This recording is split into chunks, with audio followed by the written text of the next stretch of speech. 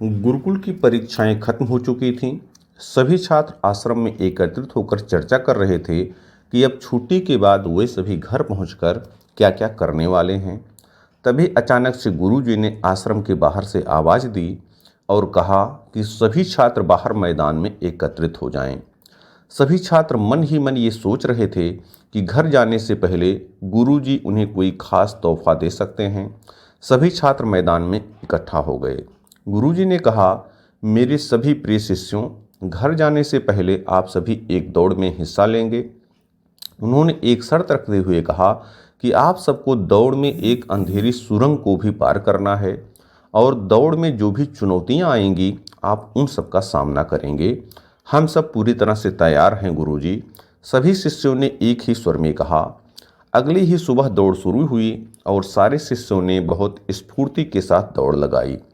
जब वे अंधेरी सुरंग में पहुंचे तब सभी के पांव में कुछ चुभने का आभास प्रतीत हुआ।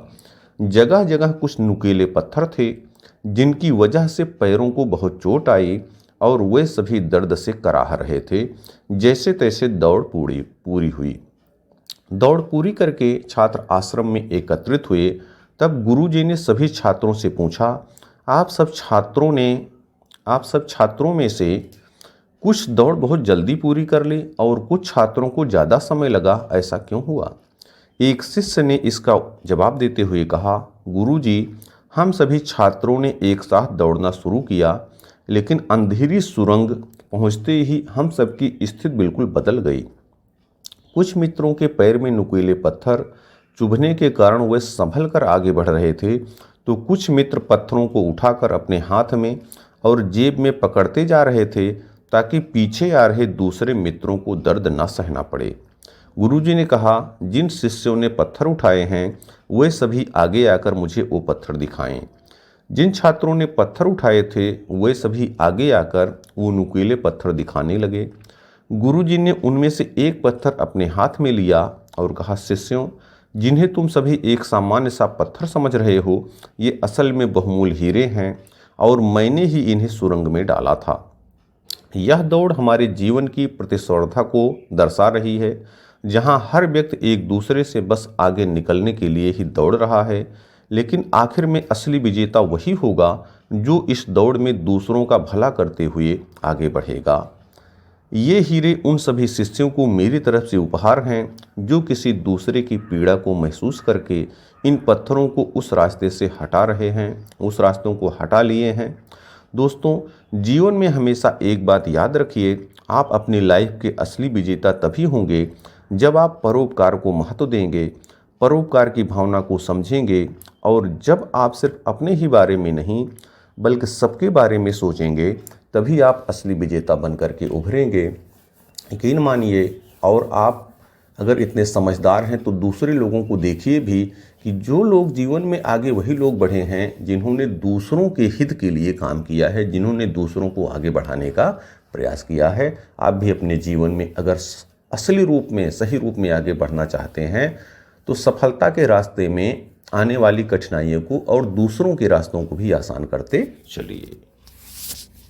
एक गांव में रामू नाम का किसान रहता था। उसके कुछ बड़े सपने थे। वह अपनी खेती से खुश नहीं था और अलग फसल लगाने की सोच रहा था ताकि उसे भविष्य में ज़्यादा मुनाफा हो सके। चाइना में एक बांस का पेड़ होता है जिसकी खेती करने से बहुत पैसे कमाए जा सकते हैं, लेकिन रोपित करने के बाद 4 से 5 साल तक उसे पानी और खाद देना होता है। जब रामू को उस बांस के पेड़ के बारे में पता चला तो उसने सोचा कि यही आगे बढ़ने के लिए एक बड़ा अवसर है और वह उस बांस का बीज ले आया और उसने अपने खेत में उसकी फसल बो दी। जब गांव के दूसरे लोगों को पता चला कि वह अपनी खेती में फसल परिवर्तन कर रहा है और अलग तरह की कोई फसल बो रहा है, तब गांव वालों ने उसका बहुत मजाक बनाया और सबने कहा कि ऐसी फसल उग ही नहीं सकती। रामू अपने फैसले पर अड़ा रहा और बांस का पेड़ उगाने के लिए उसने दृढ़ निश्चय कर लिया। धीरे धीरे समय बीतता गया। उसके आसपास के सारे खेत फसलों से लहलहा रहे थे, लेकिन रामू का खेत बंजर पड़ा था। 1 साल हो गए। दूसरे लोगों ने अपने खेत की फसलें तक काट डाली, लेकिन रामू का खेत अभी भी ज्यों का त्यों बंजर पड़ा था। अब उसके घर वाले भी उससे कहते फिरते कि उन्हें खेत में वही पुरानी फसल बो देनी चाहिए, लेकिन रामू सभी को धैर्य रखने और मेहनत करने की ही सलाह देता रहता। रामू अपने गांव में निकलता तो सभी उसे बांस का पेड़ जा रहा है करके चिढ़ाया करते थे। दूसरों की बातों को अनसुना करके रामू अपने काम में ही लगा रहता था। देखते ही देखते 4 साल बीत गए। रामू फसलों पर खाद और पानी अभी भी दे रहा था और उसके खेत में अंकुर तक नहीं फूट रहे थे। सभी लोगों के ताने मजाक उड़ाने वाली बातों से वह अब भी परेशान नहीं हुआ, लेकिन उससे कहते कि तुम्हारा परिवार भूखा मर जाएगा, अपनी पागलपन छोड़ो। लेकिन रामू अपनी ही जिद पर अड़ा रहा। 5वां साल जब रामू अपनी खेत पर गया 5वें साल जब रामू अपने खेत पर गया, तब उसने पाया कि बंजर जमीन अब बंजर नहीं थी, उसमें अंकुर फूट चुके थे। छोटी छोटी पत्तियां बाहर निकली हुई थीं। यह देखकर रामू बहुत खुश हुआ। उसकी खुशी का ठिकाना न रहा और देखते ही देखते 6 सप्ताह में बांस का वह पेड़ 90 फीट तक बढ़ गया। सारे गांव वाले यह देखकर हैरान थे। रामू आज बहुत ज़्यादा खुश था, क्योंकि उसका जो भरोसा था और उसके अंदर जो धैर्य थे, उसका नतीजा ही आज उसे देखने को मिल रहा था। दोस्तों, इस कहानी से हमें 2 बड़ी बातें सीखने को मिलती हैं। एक, या तो हम वो किसान बन जाएं जहां हम अपना एक गोल सेट करते हैं, उस पर भरोसा करते हैं और दुनिया वाले क्या कहते हैं इस पर ध्यान नहीं देते, हम बस अपना काम करते जाते हैं। 5 साल तक बिना किसी परिणाम के हमें खाद और पानी देना होता है, तब उसका परिणाम मिलता है। या तो फिर हम एक बांस के पेड़ बन जाएं जहां हम 5 साल तक अपनी जड़ें मजबूत कर रहे हैं, इतनी कि 6 हफ्ते में अपनी उस सफलता को संभाल पाएं। यदि हम दोनों में से कोई एक भी बन जाते हैं तो ये हमारे लिए बहुत बड़ी जीत होगी। इस कहानी में एक बहुत बड़ा प्रश्न भी मिलता है कि बांस के पौधे को बढ़ने में सिर्फ 6 हफ्ते लग गए या 5 साल। लगातार खाद और पानी देने के बाद भी उसमें बढ़ने वाला कोई लक्षण नज़र नहीं आ रहा था। यदि उस वक्त रामू खाद और पानी डालना बंद कर देता तो क्या वह फसल बढ़ पाती? जवाब है बिल्कुल नहीं। अगर रामू ने 5 साल तक उसकी देखभाल नहीं की होती तो बांस का पौधा मर जाता। ये सारी बातें हमारी असल ज़िंदगी पर भी लागू होती हैं। हम कोई काम शुरू करते हैं और हमें लगता है कि काम शुरू करते ही हमें अच्छे परिणाम मिलने शुरू हो जाएंगे। ज़्यादातर लोग जितनी जल्दी काम शुरू करते हैं उतनी ही जल्दी उस काम को बंद भी कर देते हैं, क्योंकि उनके अंदर धैर्य का अभाव होता है। याद रखिए, आपको बस धैर्य और विश्वास के साथ अपना काम करते जाना है। रिजल्ट तुरंत नहीं मिलता, लेकिन एक ना एक दिन रिजल्ट अवश्य मिलता है। बहुत बहुत धन्यवाद। एक लड़का फुटबॉल खेलने की प्रैक्टिस करने लगातार आता था, लेकिन वह कभी भी टीम में शामिल नहीं हो सका। जब वह प्रैक्टिस करता था तो उसके पिता मैदान के किनारे बैठकर उसका इंतजार करते रहते थे। मैच शुरू हुए तो वह लड़का 4 दिन तक प्रैक्टिस करने नहीं आया। वह क्वार्टर फाइनल और सेमीफाइनल मैचों के दौरान भी नहीं दिखा। लेकिन वह लड़का फाइनल मैच के दिन आया और उसने कोच के पास जाकर कहा, आपने मुझे हमेशा रिजर्व खिलाड़ियों में रखा और कभी टीम में खेलने नहीं दिया, लेकिन कृपा करके आज आप मुझे खेलने दीजिए। कोच ने कहा, बेटा, मुझे दुख है कि तुम्हें यह मौका नहीं दे सकता। टीम में तुमसे अच्छे खिलाड़ी मौजूद हैं। इसके अलावा यह फाइनल मैच है, स्कूल की इज्जत दांव पर लगी है। मैं तुम्हें मौका देकर खतरा मोल नहीं ले सकता। लड़के ने मिन्नत करते हुए कहा, सर, मैं आपसे वादा करता हूँ कि मैं आपके विश्वास को नहीं तोड़ूंगा। मेरी आपसे विनती है कि मुझे खेलने दें। कोच ने इससे पहले लड़के को कभी इस तरह विनती करते हुए नहीं देखा था। उसने कहा, ठीक है बेटे, जाओ खेलो, लेकिन याद रखना कि मैंने यह निर्णय अपने ही बेहतर फैसले के खिलाफ लिया है और स्कूल की इज्जत दांव पर लगी है। मुझे शर्मिंदा ना होना पड़े। खेल शुरू हुआ और लड़का तूफान की तरह खेला। उसे जब भी गेंद मिली उसने गोल मार दिया। कहना ना होगा कि वह उस मैच का हीरो बन गया। उसकी टीम को शानदार जीत मिली। खेल खत्म होने के बाद कोच ने उस लड़के के पास जाकर कहा, बेटा, मैं इतना गलत कैसे हो सकता हूँ? मैंने तुम्हें पहले इस तरह कभी खेलते हुए नहीं देखा। यह चमत्कार कैसे हुआ तुम इतना अच्छा कैसे खेल गए? लड़के ने जवाब दिया, कोच, आज मेरे पिताजी मुझे खेलते हुए देख रहे थे। कोच ने मुड़कर उस जगह को देखा जहां उसके पिताजी बैठा करते थे, लेकिन वहां पर कोई नहीं बैठा था। उसने पूछा, बेटा, तुम जब भी प्रैक्टिस करने आते थे तो तुम्हारे पिताजी वहां बैठा करते थे, लेकिन आज मैं वहां पर किसी को नहीं देख रहा हूं। लड़के ने उत्तर दिया, कोच, मैंने आपको यह कभी नहीं बताया कि मेरे पिताजी अंधे थे। 4 दिन पहले उनकी मृत्यु हो गई। आज पहली बार वह मुझे ऊपर से देख रहे हैं, इसलिए मैं उनको निराश नहीं करना चाहता था और मैंने अपना पूरा जी जान लगा दिया और मैं अच्छे से खेला। दोस्तों, इस कहानी से यह सबक मिलता है कि हमें अपने काम को 100% देना है। हम यह मान के चलें, कोई भी काम जब करें तो यह मान के चलें कि हमें ऊपर से हमारे पूर्वज, हमारे परमात्मा देख रहे हैं। अगर हमारे मन में यह बात रहेगी कि हमें कोई ऊपर से देख रहा है, तो यकीन मानिए हम कभी भी गलत नहीं खेलेंगे और अपने पूरी जी जान से अपना काम करेंगे। बहुत बहुत धन्यवाद। डॉक्टर पटनायक दिल्ली के सबसे बड़े हार्ट सर्जन में से एक थे। ये कहना गलत नहीं होगा कि उनके जैसा डॉक्टर वहाँ कोई नहीं था। काम में सबसे अनुभवी और ज़मीनी स्तर से जुड़े हुए वो बहुत ही विनम्र इंसान थे। एक बार डॉक्टर्स के एक बड़े समूह को अपने अनुभव उनके साथ बांटने के लिए उन्हें आमंत्रित किया गया। डॉक्टर पटनायक 2 वर्षों से अमेरिका में अपनी सेवाएं दे रहे थे और जब पता चला कि उन्हें दिल्ली जाकर डॉक्टर्स के एक बड़े ग्रुप को संबोधित करना है और इस ग्रुप को बताना है कि वो गांव-गांव तक अपनी सेवाएं कैसे पहुंचा सकते हैं, गांव के लोगों को हॉस्पिटल से कैसे जोड़ सकते हैं और गांव में हॉस्पिटल का निर्माण कर मुफ्त में अपनी सेवाएं जन जन तक कैसे पहुंचा सकते हैं। उन्हें जब इस बात का भी पता चला कि दिल्ली से कुछ दूर एक गांव में डॉक्टर्स की मीटिंग रखी गई है, तब वे बहुत खुश हुए, क्योंकि डॉक्टर पटनायक दिल्ली के अलावा कई गांवों में अपनी मुफ्त सेवाएं दे चुके थे और उन्हें गांव के लोग बहुत मानते थे।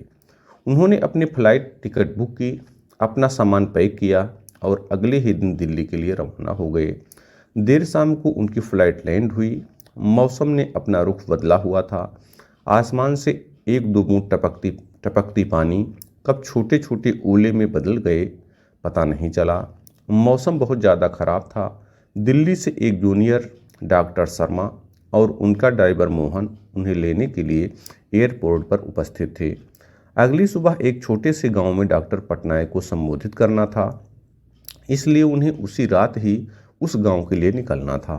कुछ देर इंतजार करने के बाद भी मौसम की स्थिति वैसी ही थी। डॉक्टर शर्मा ने मोहन से पूछा, यदि आप गाड़ी चला सकें और रास्ते में किसी तरह की कोई असुविधा ना हो तो क्या हम इस मौसम में भी यहाँ से निकल सकते हैं? हाँ, मैं कोशिश करूँगा, लेकिन गांव जाने के लिए हमें कच्चे रास्तों से होकर जाना पड़ेगा, इसलिए अभी हम धीरे धीरे आगे बढ़ सकते हैं, मोहन ने कहा। मोहन ने गाड़ी निकाली और तीनों गांव की तरफ आगे बढ़ने लगे।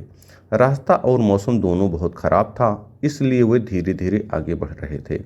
कुछ दूरी तय करने के बाद जब वो एक गांव से गुजर रहे थे, तब मोहन को महसूस हुआ कि उसके गाड़ी का एक टायर पंचर हो गया है।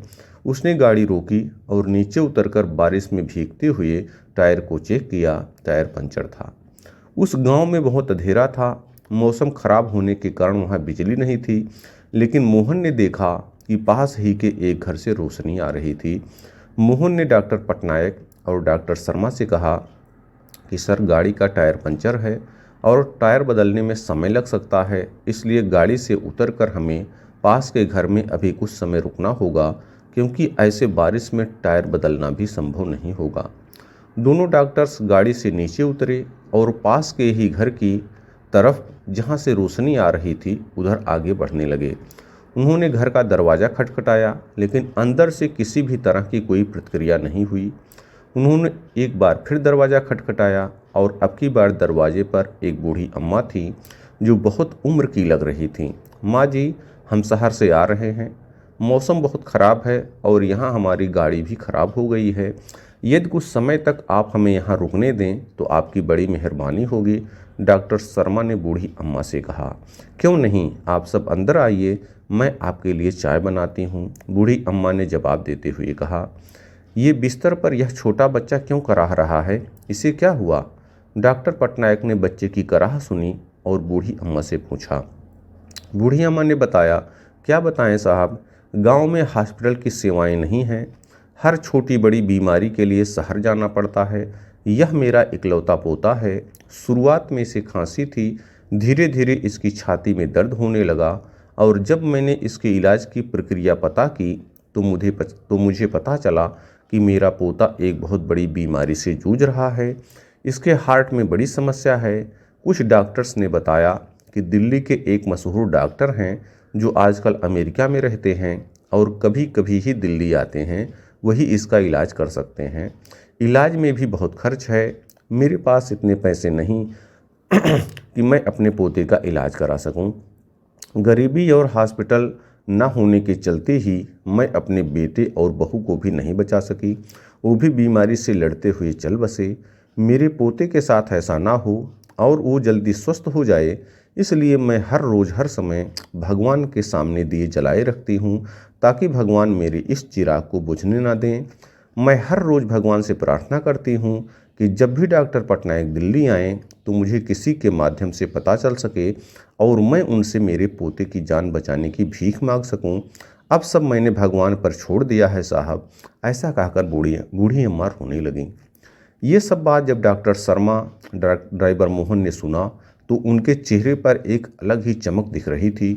डॉक्टर शर्मा बूढ़ी अम्मा के पास गए और उन्होंने उनका हाथ पकड़ते हुए कहा, माँ जी, आप जिन डॉक्टर पटनायक की बात कर रही हैं वो आपके सामने ही खड़े हैं।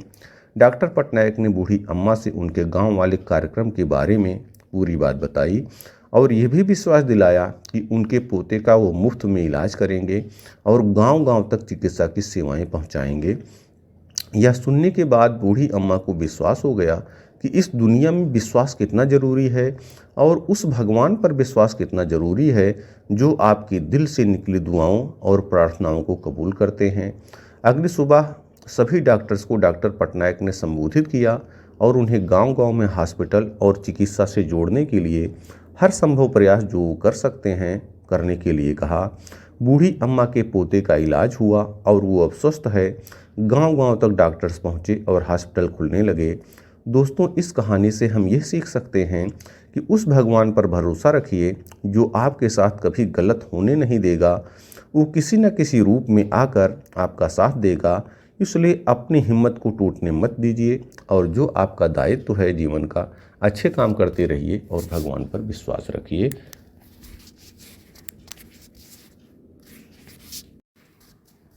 एक गांव में एक मूर्तिकार रहा करता था। वह काफ़ी खूबसूरत मूर्तियां बनाया करता था और इस काम से बहुत अच्छा पैसा कमा भी लेता था। उसके एक बेटा हुआ। उस बच्चे ने बचपन से ही अपने पिता के पास मूर्तियां बनानी शुरू कर दी। धीरे धीरे उसने मूर्तियां बनाना सीख लिया। अब वह बहुत अच्छी मूर्तियां बनाया करता था और पिता अपने बेटे की कामयाबी पर बहुत खुश था और गर्व महसूस करता था। लेकिन जब भी वह मूर्तियां बनाता, हर बार बेटे की मूर्तियों में कोई ना कोई कमी निकाल दिया करता था। वह कहता था, बहुत अच्छा किया है बेटा, लेकिन अगली बार इस कमी को दूर करने की कोशिश करना। बेटा भी कोई शिकायत नहीं करता। वह अपने पिता की सलाह पर अमल करते हुए अपनी मूर्तियों को और बेहतर बनाता रहता। इस लगातार सुधार से बेटे की मूर्तियां अपने पिता से भी अच्छी बनने लगीं और ऐसा समय भी आ गया कि लोग बेटे की मूर्तियों को बहुत पैसा देकर खरीदने लगे, जबकि उसके पिता की मूर्तियां पहली वाली कीमत पर ही बिकती रहीं। पिता अभी भी बेटे की मूर्तियों में कमियां निकाल ही देता था, लेकिन बेटे को अब यह अच्छा नहीं लगता कि कोई उसकी मूर्तियों पर कमियां निकाले और वह बिना मन के कमियों को स्वीकार करता था, लेकिन फिर भी अपनी मूर्तियों में सुधार कर ही देता था। एक दिन ऐसा भी आया कि जब बेटे के सब्र ने जवाब दे दिया। पिता इस बार जब कमियां निकाल रहा था तो बेटा बोला, आप तो ऐसा कहते हैं कि जैसे आप बहुत बड़े मूर्तिकार हो। अगर आपको इतनी समझ होती तो आपकी मूर्तियां इतनी कम दाम में नहीं बिकती। मुझे नहीं लगता कि अब आपके सलाह की मुझे ज़रूरत है। मेरी मूर्तियां बिल्कुल ठीक हैं। पिता ने जब बेटे की यह बात सुनी तो उसने अपने बेटे को सलाह देना और उसकी मूर्तियों में कमियां निकालना बंद कर दिया। कुछ महीने तो वह लड़का खुश रहा, लेकिन फिर उसने यह महसूस किया कि लोग अब उसकी मूर्तियों की इतनी तारीफ नहीं किया करते जितनी पहले किया करते थे, और उसके मूर्तियों के दाम बढ़ना भी बंद हो गए और उसकी बिक्री बहुत कम होने लगी।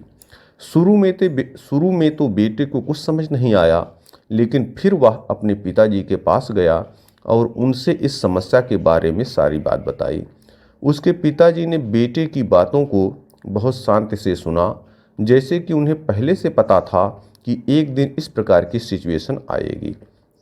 बेटे ने भी इस बात को नोटिस किया और पूछा, क्या आप जानते थे कि ऐसा होने वाला है? पिता ने हाँ में उत्तर दिया और बोला, आज से कई साल पहले मैं भी इस हालात से टकराया था।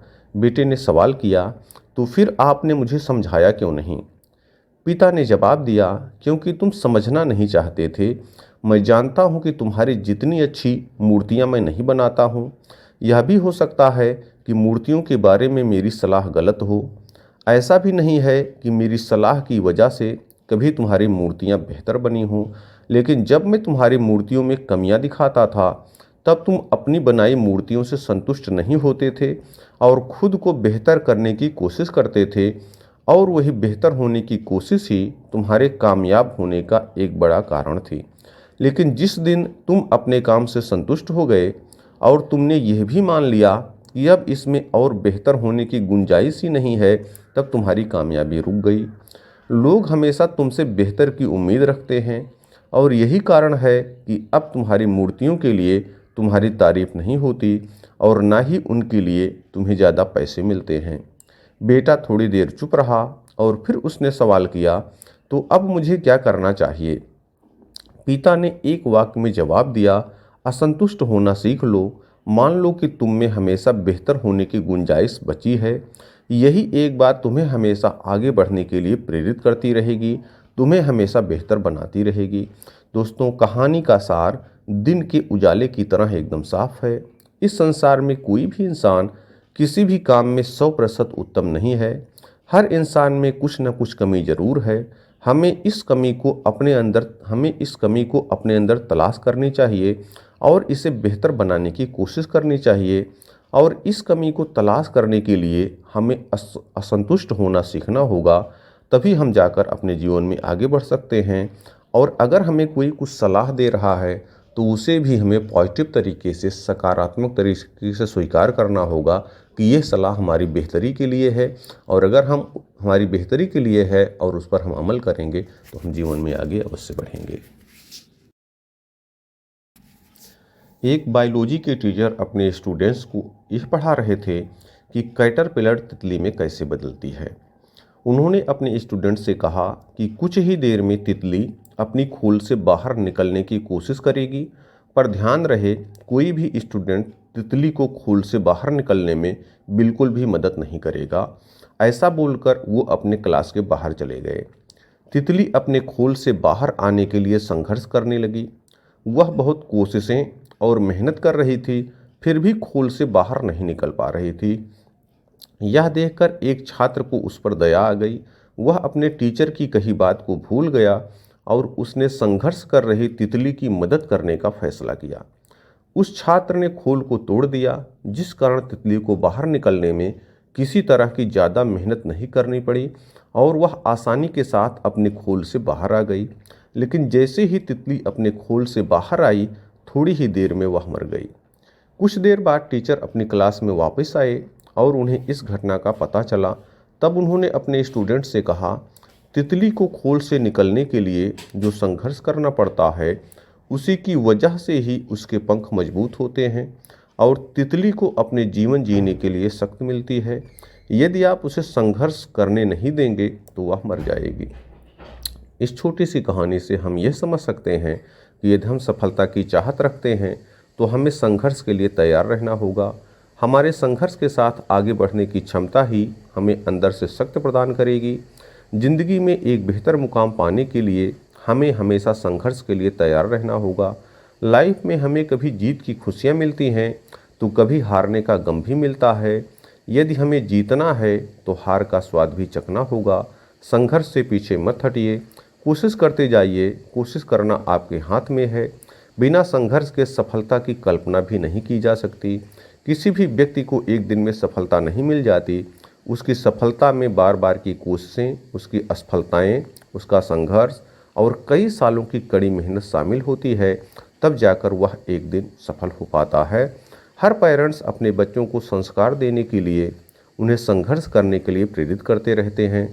स्ट्रगल आपके पंखों को मजबूत करने का काम करता है, जिनके आधार पर आप जीवन में लंबी उड़ान भरते हैं, जिससे आप आसमान को छू सकते हैं और बड़ी से बड़ी कामयाबी भी हासिल कर लेते हैं।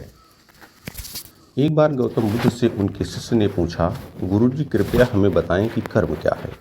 गौतम बुद्ध ने अपने शिष्य से कहा कि कर्म को समझने के लिए मैं तुम्हें एक कहानी सुनाता हूँ। इस कहानी से तुम समझ जाओगे कि कर्म क्या है। बुलंद शहर का राजा घोड़े पर बैठकर अपने राज्य का भ्रमण कर रहा था। चारों तरफ भ्रमण करने के बाद वह एक दुकान के सामने आकर रुक गया।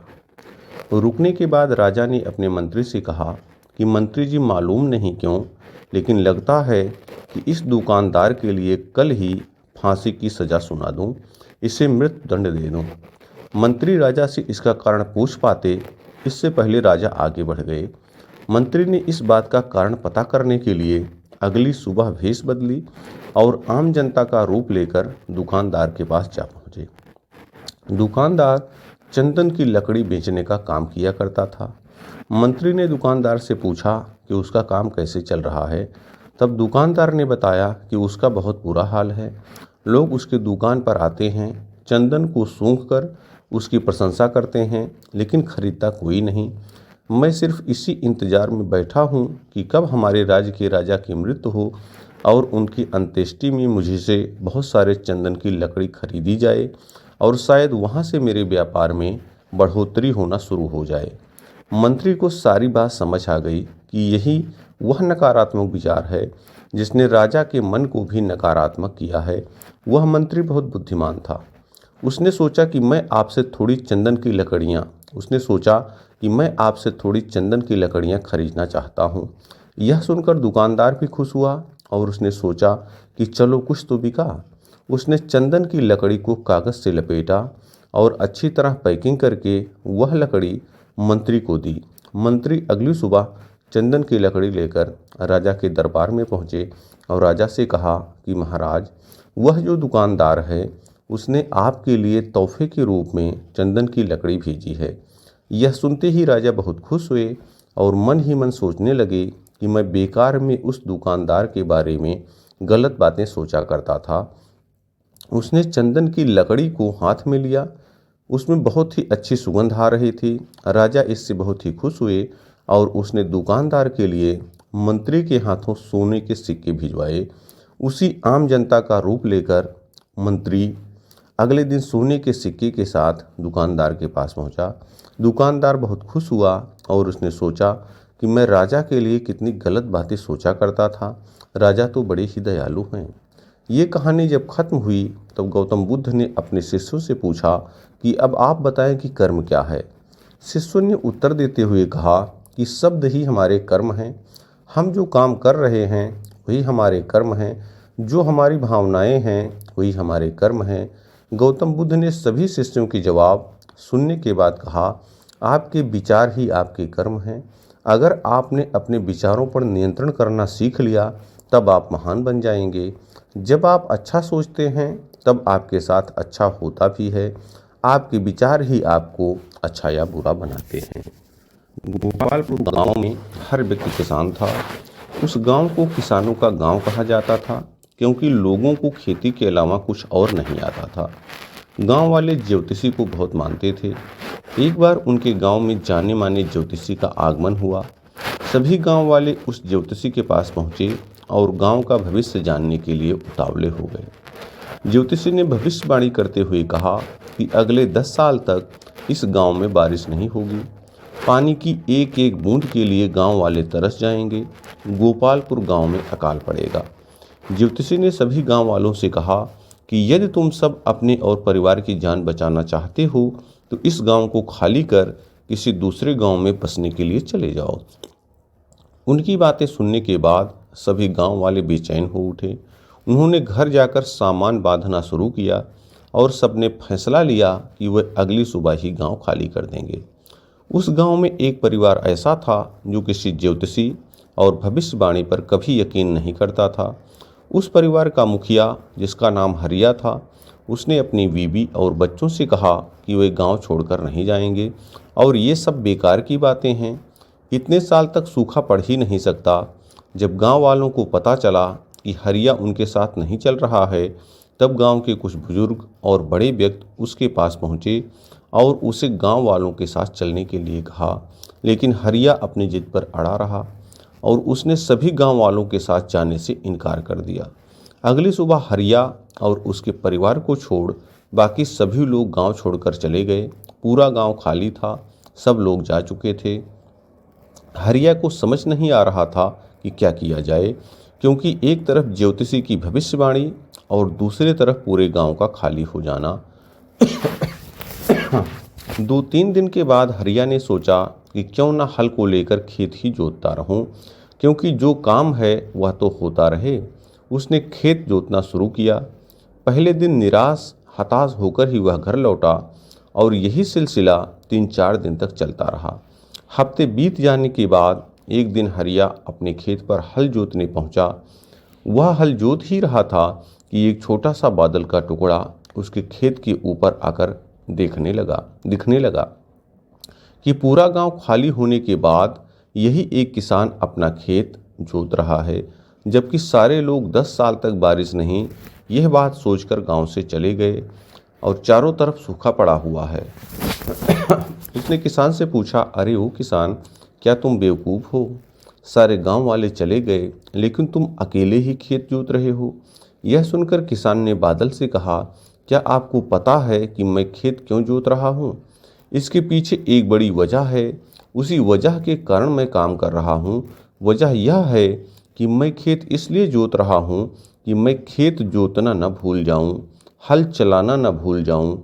आपको तो पता नहीं है कि आप कब बरसोगे, लेकिन अगर मैं हल चलाना भूल गया तो मैं अपनी ज़िंदगी में करूँगा भी क्या? बादल ने सोचा कि ज्योतिषी ने तो भविष्यवाणी कर दी कि 10 साल तक हम बरसेंगे नहीं। अगर हम बरसेंगे नहीं तो कभी हम बरसना न भूल जाएं।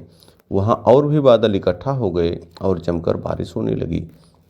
दोस्तों, ये छोटी सी कहानी हमें लाइफ में एक बड़ी सीख देती है कि किस्मत या भाग्य हमेशा उसी का साथ देती है जो मेहनत करता है, जो मेहनत करने से पीछे नहीं हटता। आपको अपनी कहानी खुद ही लिखनी होती है, क्योंकि आप खुद ही अपनी लाइफ के हीरो होते हैं।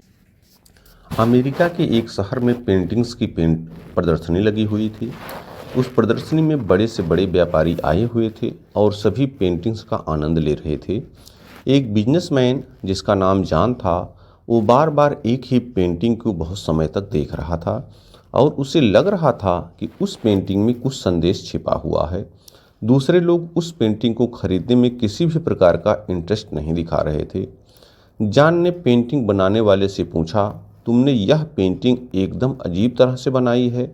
ज़रूर तुमने एक बड़ा मैसेज देने के लिए यह पेंटिंग डिज़ाइन की है।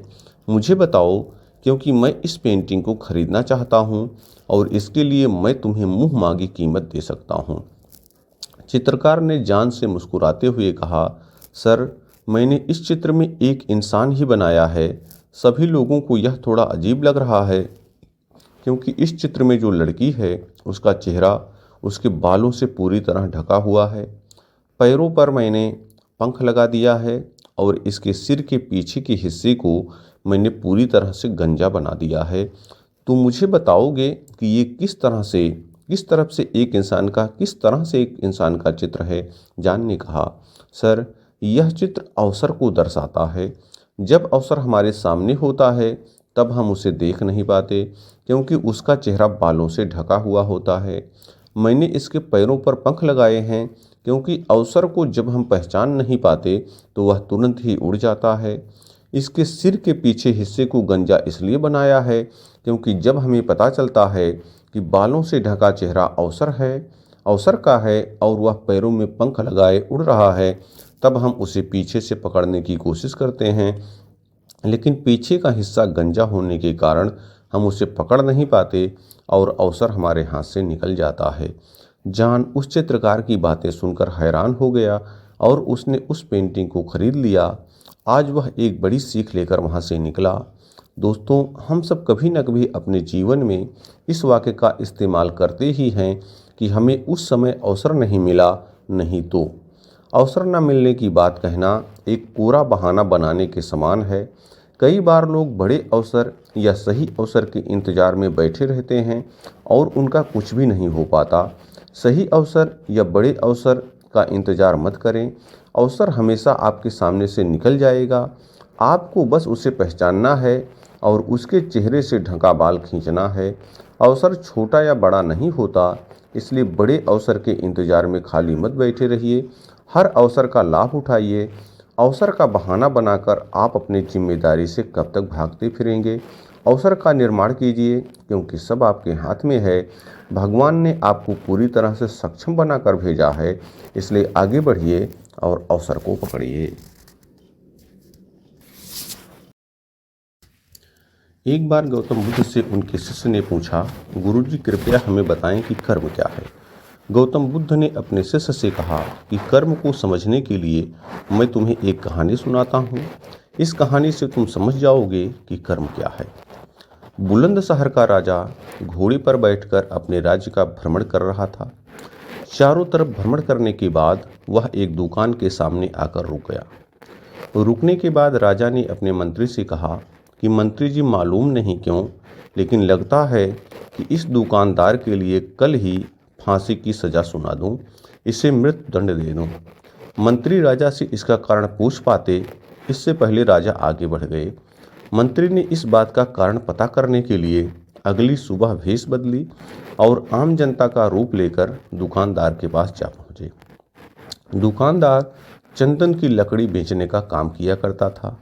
मंत्री ने दुकानदार से पूछा कि उसका काम कैसे चल रहा है। तब दुकानदार ने बताया कि उसका बहुत बुरा हाल है। लोग उसकी दुकान पर आते हैं, चंदन को सूंघकर उसकी प्रशंसा करते हैं, लेकिन खरीदता कोई नहीं। मैं सिर्फ इसी इंतजार में बैठा हूँ कि कब हमारे राज्य के राजा की मृत्यु हो और उनकी अंत्येष्टि में मुझे से बहुत सारे चंदन की लकड़ी खरीदी जाए और शायद वहाँ से मेरे व्यापार में बढ़ोतरी होना शुरू हो जाए। मंत्री को सारी बात समझ आ गई कि यही वह नकारात्मक विचार है जिसने राजा के मन को भी नकारात्मक किया है। वह मंत्री बहुत बुद्धिमान था। उसने सोचा कि मैं आपसे थोड़ी चंदन की लकड़ियाँ खरीदना चाहता हूँ।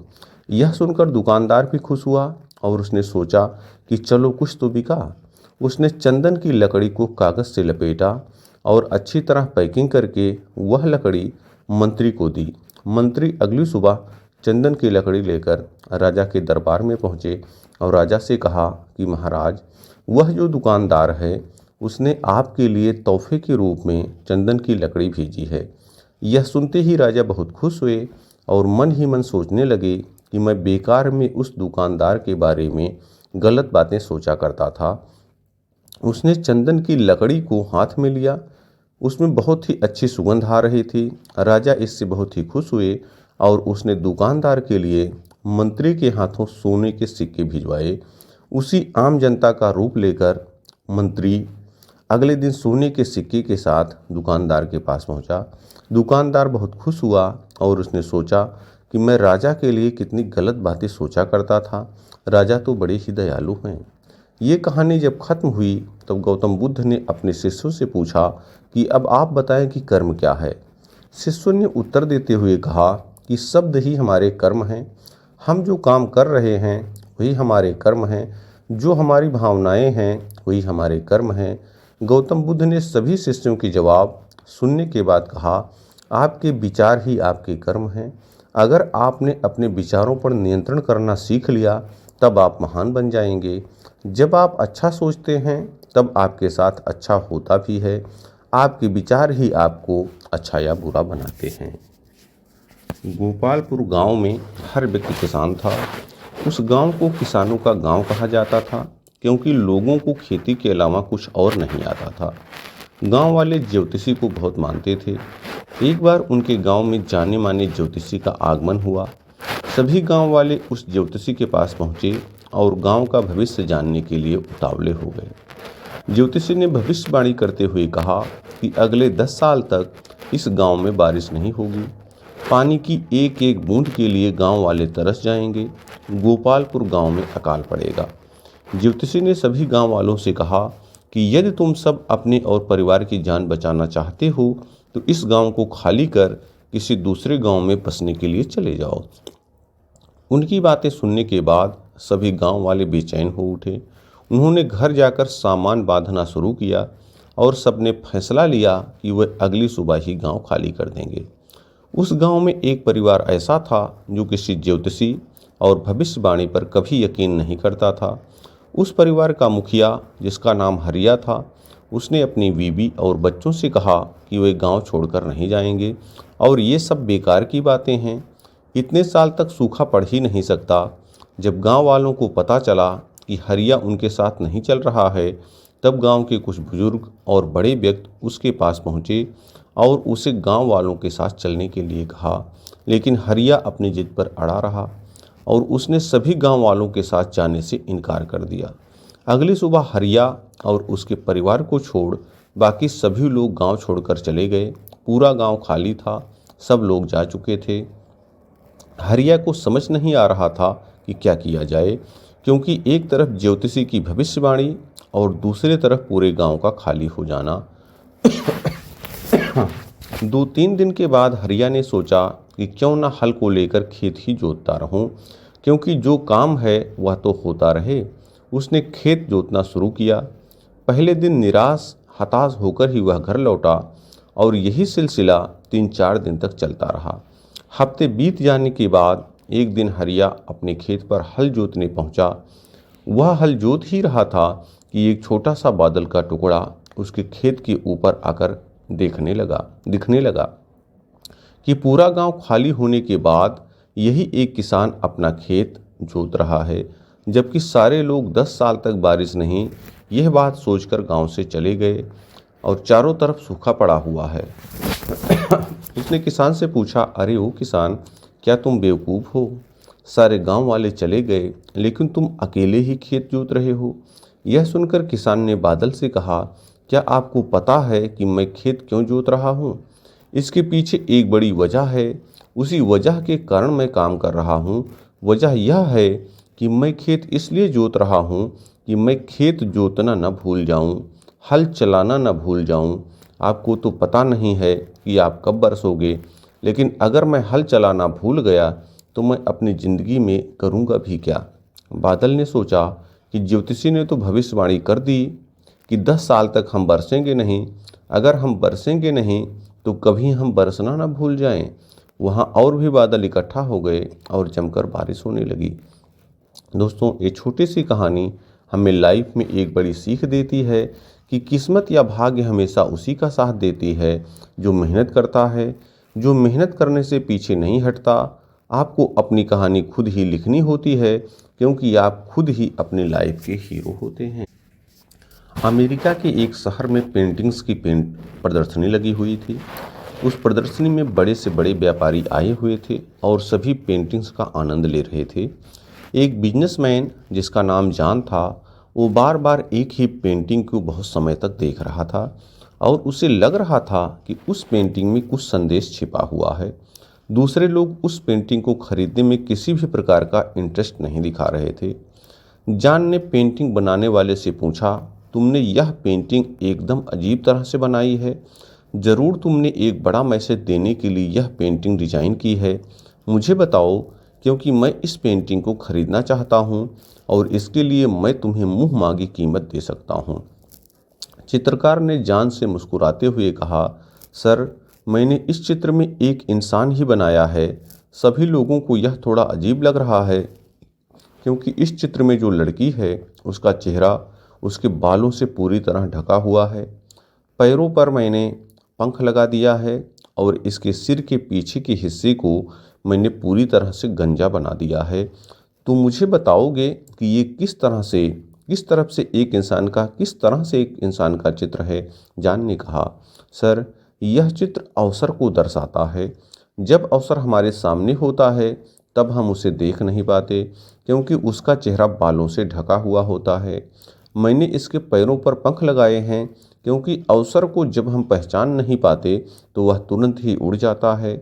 इसके सिर के पीछे हिस्से को गंजा इसलिए बनाया है क्योंकि जब हमें पता चलता है कि बालों से ढका चेहरा अवसर का है और वह पैरों में पंख लगाए उड़ रहा है, तब हम उसे पीछे से पकड़ने की कोशिश करते हैं, लेकिन पीछे का हिस्सा गंजा होने के कारण हम उसे पकड़ नहीं पाते और अवसर हमारे हाथ से निकल जाता है।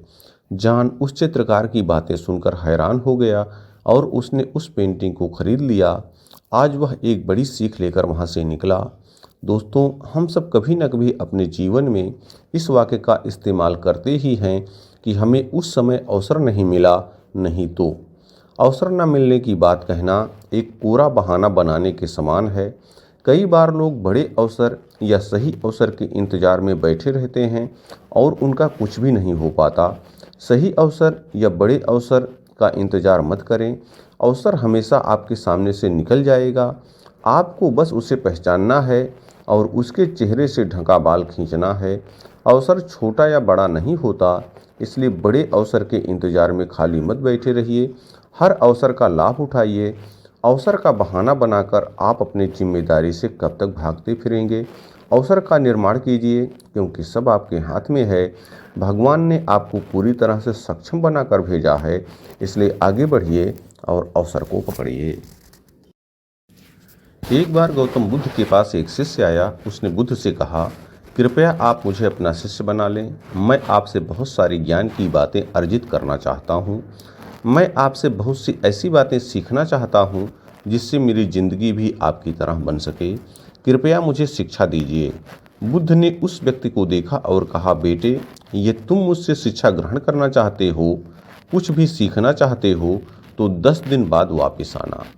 वह व्यक्ति वहाँ से लौट गया और 10 दिन वापस आकर उसने बुद्ध से यही बात दोहराई कि उसे उनसे सीखना है। इस बार भी बुद्ध का यही जवाब था कि यदि सीखना है तो 10 दिन बाद आओ। यही क्रम कई महीनों तक चलता रहा। आखिर इस बार शिष्य ने गौतम बुद्ध से पूछ ही लिया कि आप मुझे हमेशा ऐसे टालते ही क्यों रहते हैं, कृपया मुझे शिक्षा दीजिए। इस पर बुद्ध ने उस व्यक्ति से कहा, बेटे, जाओ 1 गिलास पानी लेकर आओ। वह व्यक्ति उनके कहे अनुसार उनके लिए 1 गिलास पानी लेकर आ गया। बुद्ध ने उसे फिर से कहा, इसके अलावा 1 गिलास पानी और लेकर आओ। वह उनके कहे अनुसार फिर से 1 गिलास पानी ले आया। अब बुद्ध ने कहा, इस 1 गिलास का पानी दूसरे गिलास में डाल दो। वह व्यक्ति बोला, महाराज, यदि मैंने ऐसा किया तो पहले गिलास का पानी पूरी तरह से बिखर जाएगा, लेकिन समाएगा नहीं। बुद्ध ने समझाते हुए अब उस व्यक्ति से कहा, बेटे, यही तो मेरा जवाब है। तुम सीखने के लिए तैयार नहीं हो। पहले से ही तुम्हारे अंदर इतने सारे पूर्वाग्रहों के ज्ञान भरे हुए हैं कि उन्हें तुम शाश्वत मानते हो। ऐसे में तुम नई चीज़ कैसे सीख सकते हो? यदि तुम्हें कुछ नई बातें सीखनी हैं तो इस बात का तुम्हें त्याग करना ही होगा कि तुम एक ज्ञानी हो। यदि तुम खुद से यह कहते रहोगे कि तुम्हें हर बात का ज्ञान है तो तुम कभी भी कुछ सीख नहीं पाओगे। इसलिए 1 गिलास पानी को पहले खाली करो, तभी जब तुम उसमें दूसरे गिलास का पानी डालोगे वह उसमें समाएगा। इसलिए अपने दिमाग को खाली करो, खुद के पुराने विचारों को खाली करो, क्योंकि सीखने के लिए तुम्हें पूर्वाग्रह छोड़ना होगा। वह व्यक्ति बुद्ध की बातें समझ गया और उसने 1 गिलास पानी को खाली कर उसमें ज्ञान की बातें अर्जित करने की सोची। दोस्तों, हम लोगों का दिमाग पैराशूट की तरह रहता है। जब तक वह खुलता नहीं तब तक वह किसी काम का नहीं। उसी तरह हमारा दिमाग खुलने पर ही काम करेगा। या यह कहें कि यदि हमें इसमें नई नई बातें सीखनी है तो हमें पहले अपने दिमाग को खाली करना होगा। दोस्तों, यह कहानी तब शुरू होती है जब गौतम बुद्ध अपने शिष्यों के साथ लंबा सफ़र तय करके एक सुंदर गांव पहुंचे। गौतम बुद्ध ने कुछ दिन उसी गांव में रुकने का निश्चय किया। गौतम बुद्ध के आने का समाचार गांव में आग की तरह फैलने लगा और कुछ ही देर में गौतम बुद्ध के आसपास लोग इकट्ठा होने लगे और भीड़ बढ़ गई। लोग कई तरह की समस्या लेकर वहां आने लगे। तभी एक बुजुर्ग रोते हुए गौतम बुद्ध के पास आए और बताने लगे, तथागत, मेरा बेटा कुछ काम नहीं करता। गरीबी और कठिनाइयों के लिए ईश्वर को दिन रात कोसता रहता है। जब मैं समझाता हूँ तो मुझसे ही बहस करने लगता है और घर का माहौल खराब हो जाता है। तथागत, मैं जानता हूँ कि वह अपना नुकसान कर रहा है, लेकिन मुझे समझ नहीं आता कि मैं उसे सही रास्ते पर कैसे लाऊं। गौतम बुद्ध मुस्कुराए और बुजुर्ग व्यक्ति से बोले, आप कोई बहाना बनाकर अपने बेटे को मेरे पास ले आइए। बुजुर्ग व्यक्ति ने कहा, तथागत, मेरा बेटा किसी की बात नहीं सुनता, सबसे बहस करता है। मुझे डर है कहीं वो आपको भी कोई गलत बात ना कह दे। बुद्ध मुस्कुराए और बोले, चिंता मत करो, तुम बस उससे कहना कि मैं उसकी सारी समस्याओं का समाधान कर दूंगा। गौतम बुद्ध की बात सुनकर कुछ लोग बुजुर्ग के साथ उसके बेटे को बुलाने के लिए चल पड़े। दोपहर का समय था। लड़का अपने कमरे में सो रहा था। घर पहुंचते ही सबने उसे जगाया और उसे समझाना शुरू किया, लेकिन लड़का साथ चलने को तैयार नहीं हुआ। वह बस एक ही बात दोहराता रहता कि सारे साधु पाखंडी और नकली होते हैं, मैं इनकी बातों में आने वाला नहीं। लेकिन जब गांव वालों ने उसे बताया कि बुद्ध उसकी हर परेशानी का समाधान कर देंगे, तब जाकर वह गौतम बुद्ध से मिलने को राजी हुआ। अपने बेटे को लेकर जब बुजुर्ग व्यक्ति गौतम बुद्ध के पास पहुंचे तो लड़का बुद्ध को उल्टा बोलने लगा, किस बात के लिए आपने मुझे यहाँ बुलाया? अगर आप यह चाहते हो कि मैं ईश्वर को कोसना बंद कर दूं, तो मैं ऐसा कभी नहीं करूंगा, क्योंकि ईश्वर ने मुझे इस बेकार शरीर के अलावा दिया ही क्या है? धन जो शरीर के लिए जरूरी है वह तो मुझे मिला ही नहीं। अगर आप मेरी धन की समस्या खत्म कर सकें तो ठीक है, नहीं तो अपना बोरिया बिस्तर समेटिए और आगे बढ़िए। लड़के की बातें सुनकर गौतम बुद्ध मुस्कुराने लगे और बोले, मेरे दोस्त, मैं तुमसे ईश्वर की कोई बात नहीं करता, लेकिन याद रखो कि व्यक्ति के सुख और दुख का कारण उसके कर्म ही होते हैं। इसलिए किसी और को कोसने के बजाय अगर तुम मेहनत करोगे तो तुम्हारा जीवन आसान हो जाएगा। गौतम बुद्ध की बात सुनकर वह लड़का आग बबूला हो गया और कहने लगा, मुझे आपके भाषण से तो नींद आ रही है। इससे तो अच्छा मैं घर में सो रहा था। मैं यहाँ सिर्फ आपसे मदद के लिए आया हूँ। अगर आप मेरी समस्या हल कर सकते हैं तो कहें या करें, नहीं तो गांव से चले जाइए या मैं ही यहाँ से चला जाता हूँ। गौतम बुद्ध थोड़ी देर शांत रहे और समझ गए कि यह लड़का बहुत अड़ियल किस्म का है। गौतम बुद्ध उस नौजवान से बोले, मैं एक राजा को जानता हूँ और तुम्हें उससे धन दिलवा सकता हूँ, जिससे न तुम केवल व्यापार वगैरह कर सकते हो, बल्कि तुम्हें इतना धन मिलेगा कि तुम अमीर बन जाओगे, लेकिन बदले में तुम्हें भी उसे कुछ देना होगा। वह लड़का बोला, मैं राजा को क्या दे सकता हूँ, मेरे पास तो कुछ भी नहीं है। गौतम बुद्ध ने कहा, राजा का एक पुत्र है जो जन्म से नेत्रहीन है। राजवैद्य ने कहा है कि अगर राजकुमार को किसी जीवित व्यक्ति की आंखें मिल जाएं तब वो ठीक हो सकता है। अगर तुम अपनी दोनों आंखें राजकुमार को दे दो तो राजा तुम्हें तुम्हारी वजन के बराबर सोने के सिक्के देंगे, फिर तुम अपना जीवन आराम से बिता सकते हो। यह सुनते ही डर के कारण लड़के ने आंखों पर हाथ रख लिए और जोर से कहा, यह आप क्या बोल रहे हैं? जीते जी कोई अपनी आंखें कैसे दे सकता है? कोई कितना भी धन क्यों ना दे, मैं अपनी आंखें नहीं दे सकता। गौतम बुद्ध बोले, कोई बात नहीं, दो नहीं तो सिर्फ एक ही आंख दे दो, फिर भी मैं तुम्हारी वजन के बराबर सोने के सिक्के दिलवा दूंगा। वह लड़का फिर जमकर बोला, आप ये कैसी बातें कर रहे हैं? मुझे सोने के चाहे जितने सिक्के मिल जाएं, मैं अपनी एक भी आंख नहीं दे सकता। मेरी आंखें अनमोल हैं। गौतम बुद्ध ने कहा, अगर तुमको और धन चाहिए तो बोलो, राजा मना नहीं करेंगे। तो लड़का बोला, मेरी आंखें अमूल्य हैं, कृपया आप यह कहना बंद कर दें, मुझे किसी भी कीमत पर अपनी आंखें नहीं बेचनी हैं। लड़के की बात सुनकर गौतम बुद्ध ने कहा, मेरे प्यारे दोस्त, अभी कुछ समय पहले ही तुम अपने शरीर को बेकार कह के कोस रहे थे और अब तुम ही कह रहे हो कि तुम्हारी आंखें अनमोल हैं। आंखें तुम्हारे शरीर का एक छोटा सा हिस्सा है। अगर तुम्हारी आंखें अनमोल हैं तो तुम्हारा शरीर कैसे बेकार हो सकता है?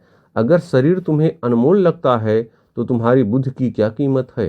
अगर यह सब अनमोल है तो जीवन शक्ति जो तुम्हें जिंदा रखे हुए है उसकी क्या कीमत है? सबसे बड़ी ताकत पहले से तुम्हारे पास है। गौतम बुद्ध के शब्द सुनकर उस लड़के की आंखों में आंसू आ गए। वो तथागत के चरणों में गिर के रोने लगा। फिर कहा, मैंने बहुत बार कोशिश की, लेकिन मैं कुछ नहीं कर सका, इसलिए मैं इतना हताश और कड़वा हो गया हूँ। बुद्ध ने लड़के को उठाया और कहा, मेरे दोस्त, इंसान का जन्म बहुत कीमती है। केवल इंसान के पास ही इतना विवेक होता है कि वो सही गलत में अंतर कर सकता है। ताकतवर पशु पक्षियों में भी ये स्वतंत्रता नहीं है। इसलिए अपने शब्दों की ताकत को पहचानो और किस्मत को कोसना बंद करो। जब सर पर परेशानी आती है तो हम सब नकारात्मक हो जाते हैं और भूल जाते हैं कि हमारे पास कितनी सारी कीमती योग्यताएं हैं। गौतम बुद्ध ने कहा कि बनाने और मिटाने दोनों की शक्ति हमारे शब्दों में है। जब शब्द सच्चाई और दया से भरे होते हैं तो पूरी दुनिया को बदल सकते हैं। इसलिए गौतम बुद्ध कहते हैं कि अपनी जुबान को अच्छे शब्द सिखाओ और अपने मन को अच्छे विचार सिखाओ। आँख कान नाक सबको प्रशिक्षित करो। इंद्रियां बहुत अच्छी दोस्त बन सकती हैं। यह हमको दुख से पार ले जाएंगी और हम जो चाहें वो प्राप्त कर सकते हैं। ये सब हम ध्यान, योग, प्राणायाम, विपश्यना से भी सीख सकते हैं। और गौतम बुद्ध की ये सब बातें सुन करके वह लड़का उसी दिन से अपने मन में सबक लेता है और आगे कुछ अच्छा करके अपने जीवन को बेहतर बनाने का प्रयास करता है। एक समय की बात है, संत रामदास और उनका एक शिष्य सुबह सुबह भ्रमण पर निकले। शिष्य ने अपने गुरुजी से पूछा, गुरुजी, आप इतने बड़े संत हैं, इतने महान हैं, फिर भी ऐसे साधारण वस्त्र क्यों पहनते हैं? इन वस्त्रों से यह बिल्कुल भी नहीं लगता कि आप इतने ज्ञानी हैं। इस बात पर गुरुजी ने शिष्य को एक अंगूठी दी और मुस्कुराते हुए कहा कि मैं तुम्हारे सवाल का जरूर जवाब दूंगा, लेकिन उससे पहले तुम्हें यह अंगूठी किसी व्यापारी को बेचकर आनी पड़ेगी। इस अंगूठी के बदले व्यापारी से एक असरफी जरूर लेकर आना। शिष्य ने गुरुजी की बात मान ली और उस अंगूठी को वह बेचने के लिए निकल पड़ा। थोड़े समय पश्चात जब वह वापस लौटा तो उसने बताया कि कोई भी व्यापारी इस अंगूठी के बदले एक असरफी देने के लिए तैयार नहीं हुआ। तब गुरुजी ने कहा कि कोई बात नहीं, तुम इस अंगूठी को किसी जौहरी के पास जाओ, बेच कर आओ।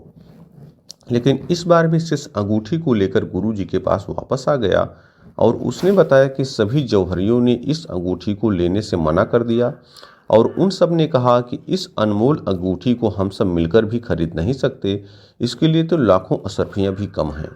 ये बात सुनते ही गुरुजी मुस्कुरा कर बोले, यही तो तुम्हारे प्रश्न का उत्तर है। जिस प्रकार सिर्फ ऊपर से देखकर इस अनमोल अंगूठी की कीमत का अंदाजा नहीं लगाया जा सकता, ठीक उसी प्रकार किसी व्यक्ति को उसके वस्त्रों से नहीं आंका जा सकता। इंसान की पहचान उसके कर्मों से होती है, ना कि वस्त्र से। और दूसरी कहानी है बेटी और सेब। एक बार पिताजी अपनी बेटी को बाजार घुमाने के लिए ले गए। बाजार में तरह तरह की चीज़ें थीं। तभी बेटी की नज़र सेब से भरे एक ठेले पर पड़ी। बेटी ने पिताजी से सेब दिलाने के लिए कहा, क्योंकि बेटी बहुत छोटी थी और पिताजी नहीं चाहते थे कि उसकी बेटी इसके लिए जिद करने लगे। इसलिए पिताजी ने तुरंत 2 सेब खरीद लिए। तुरंत ही बेटी ने दोनों सेब अपने एक एक हाथों में ले लिया। उसके पिता ने उससे पूछा कि बेटी, क्या तुम मेरे साथ एक सेब बांट सकती हो? यह सुनते ही बेटी ने सेब का एक टुकड़ा खा लिया। इससे पहले कि पिता कुछ और बोलता, बेटी ने दूसरे सेब का टुकड़ा भी खा लिया। यह देखकर उसके पिता को बहुत दुख हुआ। वह मन ही मन सोचने लगा कि उसने अपनी बेटी को कैसे संस्कार दिए हैं। शायद कुछ गलत संस्कार की वजह से उसकी बेटी के अंदर लालच की भावना पैदा हो गई है। पिता मन में इस प्रकार की बातें सोच ही रहा था कि बेटी ने उसकी तरफ एक सेब बढ़ाते हुए कहा कि पापा, आप यह सेब खाइए, ये बहुत ही मीठा और रसीला है। इस पर पिता को कुछ कहते नहीं बना। उसे बहुत ही बुरा महसूस हो रहा था कि उसने बिना कुछ सोचे समझे अपनी बेटी के बारे में गलत राय कैसे बना ली। हालांकि वह अपनी बेटी का प्यार देखकर बहुत खुश भी हुआ, लेकिन उसे पछतावा भी हो रहा था। दोस्तों, बिना किसी चीज़ को सोचे समझे जल्दबाजी में कभी भी नतीजे पर नहीं पहुंचना चाहिए। घमंड। तीसरी कहानी है घमंड। एक बार एक कॉलेज में सेमिनार करवाया गया। सेमिनार में एक ज्ञानी शिक्षक लेक्चर के लिए आया और उसने सभी स्टूडेंट्स से पूछा, क्या आपको पता है कि मैं किस टॉपिक पर बात करने के लिए यहाँ उपस्थित हूँ? सभी स्टूडेंट्स ने कहा कि उन्हें इस बारे में नहीं पता है। इस पर शिक्षक उनसे नाराज हो गया और वहाँ से जाने लगा। कॉलेज प्रबंधन ने उन्हें समझाया और काफ़ी विनती करने के बाद वह शिक्षक स्टेज पर आया और फिर से उसने वही सवाल दोहराया। इस बार सभी स्टूडेंट्स ने हाँ में हाँ जवाब दिया, लेकिन वह ज्ञानी शिक्षक फिर से नाराज हो गया और सेमिनार छोड़कर चला गया। बहुत मिन्नतें करने के बाद वह ज्ञानी शिक्षक एक बार फिर से स्टेज पर आया और उसने वही प्रश्न दोहराया, लेकिन इस बार स्टूडेंट ने उससे कहा, सर हम सब अज्ञानी हैं और आपकी बातें हमें समझ में नहीं आती हैं, इसलिए कृपया अपना कीमती ज्ञान हम पर खर्च न करें। यह कहकर सभी छात्र उस हाल से चले गए और वह ज्ञानी शिक्षक अकेले खड़ा रह गया। साथ ही उसका घमंड भी चूर चूर हो गया कि वो बहुत ज़्यादा ज्ञानी है। दोस्तों, इंसान को अपनी लाइफ में कभी भी घमंड नहीं करना चाहिए, वरना वह अकेला ही रह जाता है। दोस्तों, यह कहानी तब शुरू होती है जब गौतम बुद्ध अपने शिष्यों के साथ लंबा सफ़र तय करके एक सुंदर गांव पहुंचे। गौतम बुद्ध ने कुछ दिन उसी गांव में रुकने का निश्चय किया। गौतम बुद्ध के आने का समाचार गांव में आग की तरह फैलने लगा और कुछ ही देर में गौतम बुद्ध के आसपास लोग इकट्ठा होने लगे और भीड़ बढ़ गई। लोग कई तरह की समस्या लेकर वहां आने लगे। तभी एक बुजुर्ग रोते हुए गौतम बुद्ध के पास आए और बताने लगे, तथागत, मेरा बेटा कुछ काम नहीं करता, गरीबी और कठिनाइयों के लिए ईश्वर को दिन रात कोसता रहता है। जब मैं समझाता हूँ तो मुझसे ही बहस करने लगता है और घर का माहौल खराब हो जाता है। तथागत, मैं जानता हूँ कि वह अपना नुकसान कर रहा है, लेकिन मुझे समझ नहीं आता कि मैं उसे सही रास्ते पर कैसे लाऊं। गौतम बुद्ध मुस्कुराए और बुजुर्ग व्यक्ति से बोले, आप कोई बहाना बनाकर अपने बेटे को मेरे पास ले आइए। बुजुर्ग व्यक्ति ने कहा, तथागत, मेरा बेटा किसी की बात नहीं सुनता, सबसे बहस करता है। मुझे डर है कहीं वो आपको भी कोई गलत बात ना कह दे। बुद्ध मुस्कुराए और बोले, चिंता मत करो, तुम बस उससे कहना कि मैं उसकी सारी समस्याओं का समाधान कर दूंगा। गौतम बुद्ध की बात सुनकर कुछ लोग बुजुर्ग के साथ उसके बेटे को बुलाने के लिए चल पड़े। दोपहर का समय था। लड़का अपने कमरे में सो रहा था। घर पहुंचते ही सबने उसे जगाया और उसे समझाना शुरू किया, लेकिन लड़का साथ चलने को तैयार नहीं हुआ। वह बस एक ही बात दोहराता रहता कि सारे साधु पाखंडी और नकली होते हैं, मैं इनकी बातों में आने वाला नहीं। लेकिन जब गांव वालों ने उसे बताया कि बुद्ध उसकी हर परेशानी का समाधान कर देंगे, तब जाकर वह गौतम बुद्ध से मिलने को राजी हुआ। अपने बेटे को लेकर जब बुजुर्ग व्यक्ति गौतम बुद्ध के पास पहुंचे तो लड़का बुद्ध को उल्टा बोलने लगा, किस बात के लिए आपने मुझे यहाँ बुलाया? अगर आप यह चाहते हो कि मैं ईश्वर को कोसना बंद कर दूं, तो मैं ऐसा कभी नहीं करूँगा, क्योंकि ईश्वर ने मुझे इस बेकार शरीर के अलावा दिया ही क्या है? धन जो शरीर के लिए जरूरी है वह तो मुझे मिला ही नहीं। अगर आप मेरी धन की समस्या खत्म कर सकें तो ठीक है, नहीं तो अपना बोरिया बिस्तर समेटिए और आगे बढ़िए। लड़के की बातें सुनकर गौतम बुद्ध मुस्कुराने लगे और बोले, मेरे दोस्त, मैं तुमसे ईश्वर की कोई बात नहीं करता, लेकिन याद रखो कि व्यक्ति के सुख और दुख का कारण उसके कर्म ही होते हैं। इसलिए किसी और को कोसने के बजाय अगर तुम मेहनत करोगे तो तुम्हारा जीवन आसान हो जाएगा। गौतम बुद्ध की बात सुनकर वह लड़का आग बबूला हो गया और कहने लगा, मुझे आपके भाषण से तो नींद आ रही है, इससे तो अच्छा मैं घर में सो रहा था। मैं यहाँ सिर्फ आपसे मदद के लिए आया हूँ। अगर आप मेरी समस्या हल कर सकते हैं तो कहें या करें, नहीं तो गांव से चले जाइए या मैं ही यहाँ से चला जाता हूँ। गौतम बुद्ध थोड़ी देर शांत रहे और समझ गए कि यह लड़का बहुत अड़ियल किस्म का है। गौतम बुद्ध उस नौजवान से बोले, मैं एक राजा को जानता हूँ और तुम्हें उससे धन दिलवा सकता हूँ, जिससे ना तुम केवल व्यापार वगैरह कर सकते हो, बल्कि तुम्हें इतना धन मिलेगा कि तुम अमीर बन जाओगे, लेकिन बदले में तुम्हें भी उसे कुछ देना होगा। वह लड़का बोला, मैं राजा को क्या दे सकता हूँ, मेरे पास तो कुछ भी नहीं है। गौतम बुद्ध ने कहा, राजा का एक पुत्र है जो जन्म से नेत्रहीन है। राजवैद्य ने कहा है कि अगर राजकुमार को किसी जीवित व्यक्ति की आंखें मिल जाएं तब वो ठीक हो सकता है। अगर तुम अपनी दोनों आंखें राजकुमार को दे दो तो राजा तुम्हें तुम्हारी वजन के बराबर सोने के सिक्के देंगे, फिर तुम अपना जीवन आराम से बिता सकते हो। यह सुनते ही डर के कारण लड़के ने आंखों पर हाथ रख लिए और जोर से कहा, यह आप क्या बोल रहे हैं? जीते जी कोई अपनी आंखें कैसे दे सकता है? कोई कितना भी धन क्यों ना दे, मैं अपनी आंखें नहीं दे सकता। गौतम बुद्ध बोले, कोई बात नहीं, दो नहीं तो सिर्फ एक ही आंख दे दो, फिर भी मैं तुम्हारी वजन के बराबर सोने के सिक्के दिलवा दूंगा। वह लड़का फिर जमकर बोला, आप ये कैसी बातें कर रहे हैं? मुझे सोने के चाहे जितने सिक्के मिल जाएं, मैं अपनी एक भी आंख नहीं दे सकता। मेरी आंखें अनमोल हैं। गौतम बुद्ध ने कहा, अगर तुमको और धन चाहिए तो बोलो, राजा मना नहीं करेंगे। तो लड़का बोला, मेरी आंखें अमूल्य हैं, कृपया आप यह कहना बंद कर दें, मुझे किसी भी कीमत पर अपनी आंखें नहीं बेचनी हैं। लड़के की बात सुनकर गौतम बुद्ध ने कहा, मेरे प्यारे दोस्त, अभी कुछ समय पहले ही तुम अपने शरीर को बेकार कह के कोस रहे थे और अब तुम ही कह रहे हो कि तुम्हारी आंखें अनमोल हैं। आंखें तुम्हारे शरीर का एक छोटा सा हिस्सा है। अगर तुम्हारी आंखें अनमोल हैं तो तुम्हारा शरीर कैसे बेकार हो सकता है? अगर शरीर तुम्हें अनमोल लगता है तो तुम्हारी बुद्ध की क्या कीमत है? अगर यह सब अनमोल है तो जीवन शक्ति जो तुम्हें जिंदा रखे हुए है उसकी क्या कीमत है? सबसे बड़ी ताकत पहले से तुम्हारे पास है। गौतम बुद्ध के शब्द सुनकर उस लड़के की आंखों में आंसू आ गए। वो तथागत के चरणों में गिर के रोने लगा। फिर कहा, मैंने बहुत बार कोशिश की लेकिन मैं कुछ नहीं कर सका, इसलिए मैं इतना हताश और कड़वा हो गया हूँ। बुद्ध ने लड़के को उठाया और कहा, मेरे दोस्त, इंसान का जन्म बहुत कीमती है। केवल इंसान के पास ही इतना विवेक होता है कि वो सही गलत में अंतर कर सकता है। ताकतवर पशु पक्षियों में भी ये स्वतंत्रता नहीं है। इसलिए अपने शब्दों की ताकत को पहचानो और किस्मत को कोसना बंद करो।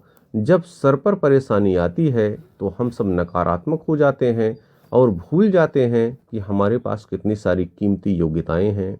गौतम बुद्ध ने कहा कि बनाने और मिटाने दोनों की शक्ति हमारे शब्दों में है। जब शब्द सच्चाई और दया से भरे होते हैं तो पूरी दुनिया को बदल सकते हैं। इसलिए गौतम बुद्ध कहते हैं कि अपनी जुबान को अच्छे शब्द सिखाओ और अपने मन को अच्छे विचार सिखाओ। आँख कान नाक सबको प्रशिक्षित करो। इंद्रियां बहुत अच्छी दोस्त बन सकती हैं। यह हमको दुख से पार ले जाएंगी और हम जो चाहें वो प्राप्त कर सकते हैं।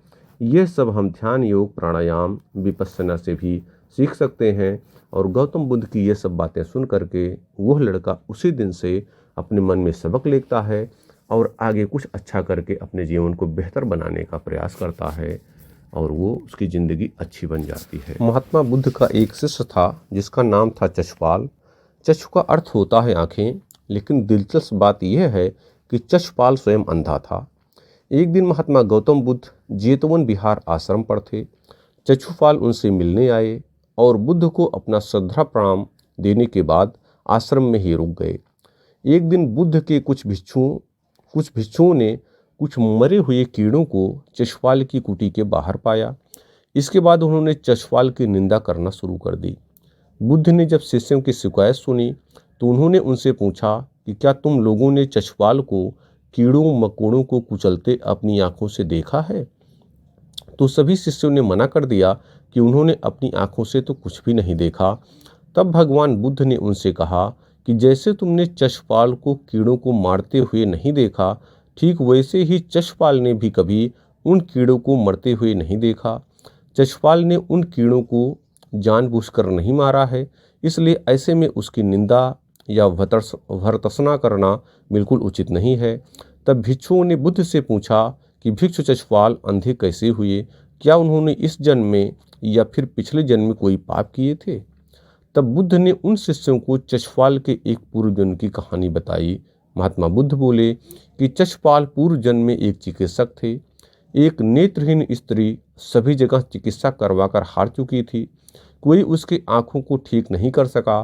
तब उसने चशपाल से अपने नेत्रों की चिकित्सा कराई और उसने चशपाल को यह वचन दिया था कि यदि वो उसकी आंखों की रोशनी लौटा देंगे तो वो और उसका पूरा परिवार भिक्षु चशपाल के दास बन जाएंगे। चशपाल की चिकित्सा से उस स्त्री की आंखें बिल्कुल ठीक हो गईं, लेकिन अंत में उसने दासी बनने के भय से अपने द्वारा किए गए वादे को मानने से इनकार कर दिया। चशपाल समझ गए कि वह औरत अपने वादे से पीछे हट रही है। चशपाल जो कि चिकित्सक थे, उन्हें तो यह पता था कि उस स्त्री की आंखें ठीक हो गई हैं और वह झूठ बोल रही है, लेकिन उसे सबक सिखाने के लिए और बदला लेने के लिए उन्होंने एक ऐसी दवा दे दी जिससे वह जीवन भर के लिए अंधी हो गई। लेकिन फिर भी चशपाल को उस पर जरा भी दया नहीं आई और इसी पाप के फलस्वरूप अगले जन्म यानी इस जन्म में चशपाल को अंधा बनना पड़ा और अपने इसी पाप के कारण चशपाल को और कई जन्मों तक अंधा बनकर पैदा होना पड़ेगा।